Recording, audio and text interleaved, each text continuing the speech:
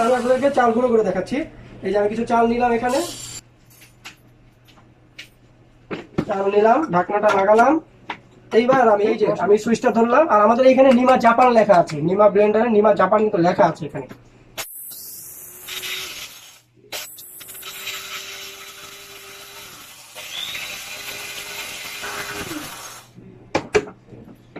খুব অল্প সময়ে আপনার চাল বা যে কোনো শক্ত জাতীয় জিনিস গুঁড়ো হয়ে যাবে। এই যে দেখেন, আমি জাস্ট 2 সেকেন্ড ধরেছি, তাতে আমার এতটুকু হয়েছে।